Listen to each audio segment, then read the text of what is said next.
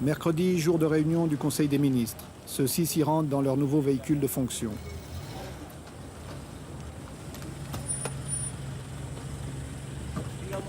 En effet, là aussi, pour montrer qu'on veut rompre avec d'anciennes habitudes, d'anciens privilèges, les Mercedes, symbole du pouvoir utilisé par les précédents régimes, ont été remplacés par des R5. Il s'agit de frapper par des mesures spectaculaires. Le président a même décidé de faire de la Cadillac décapotable de son prédécesseur l'objet d'une tombola nationale. Ainsi, celui qui l'aura gagné pourra-t-il l'utiliser sans être soupçonné d'enrichissement illicite.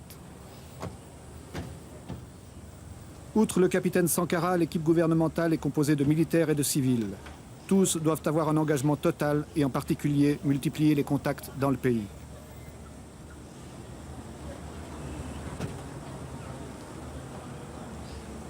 Tous les ministres civils ou militaires sont armés. Ils ont reçu une Kalachnikov que certains emportent même aux réunions du Conseil. Chacun a d'ailleurs suivi un entraînement militaire pendant quelques jours.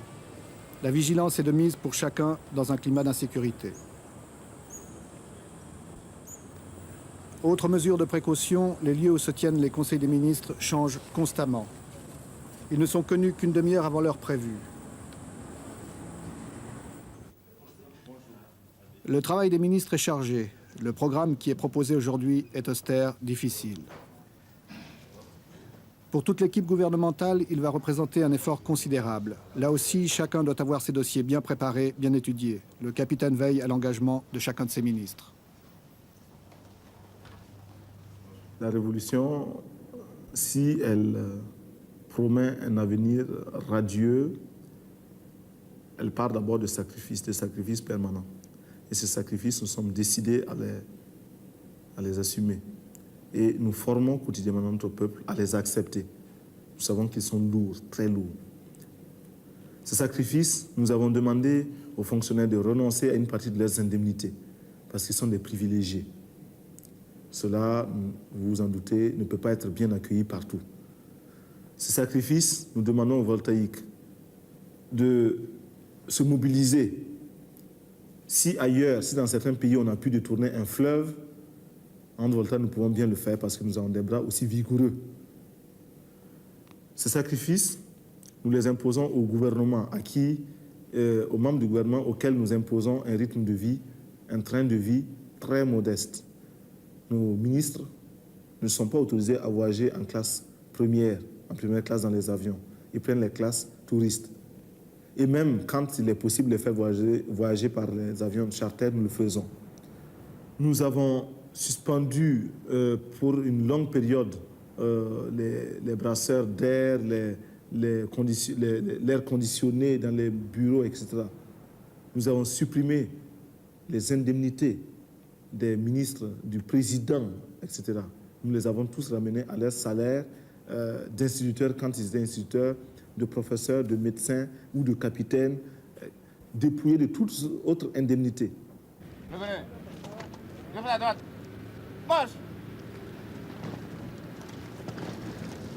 L'armée est obligatoire, mais seuls 2% des voltaïques en âge de porter les armes sont recrutés faute de moyens. Voyez la tête.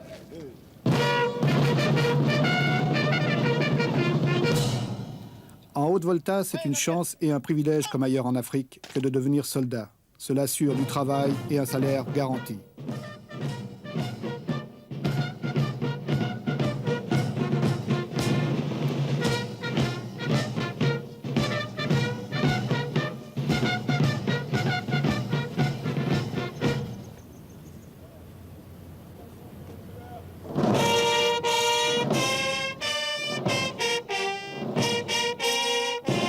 La volonté du capitaine Sankara est de vouloir mieux intégrer l'armée au peuple.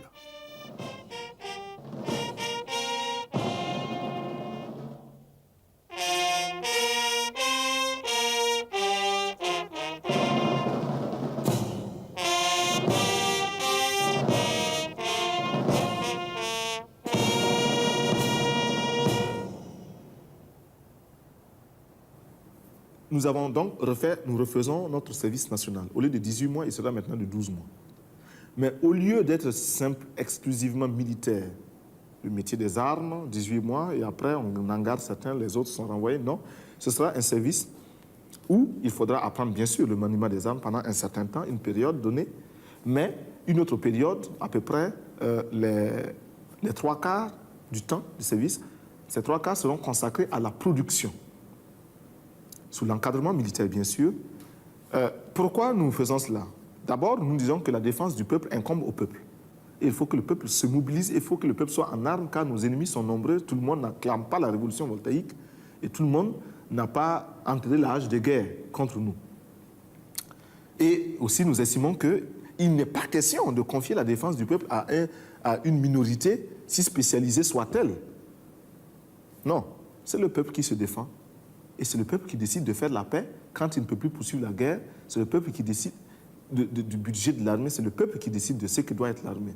Il ne faut pas qu'il y ait une armée, une aristocratie au-dessus du reste du peuple. Nous voulons casser cela. Et même nos galons, nous voulons transformer tout cela pour que l'armée, enfin le militaire se fonde dans son peuple. Mais les militaires voltaïques auront à produire, à participer à la production agricole, plus tard industrielle, et d'une manière générale à la vie économique. Et déjà, nous enregistrons des succès, des résultats très, très, très positifs dans toutes les casernes, répondant à un mot d'ordre que nous avions lancé il y a un certain nombre, il y a quelques mois.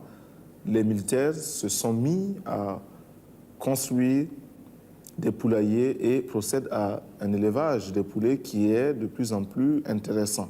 Quelle était la consigne pour les soldats? La consigne était un quart de poulet par militaire et par semaine. C'est un minimum. Nous savons que si ce quart de poulet par militaire et par semaine est réalisé, il y a une amélioration de l'alimentation.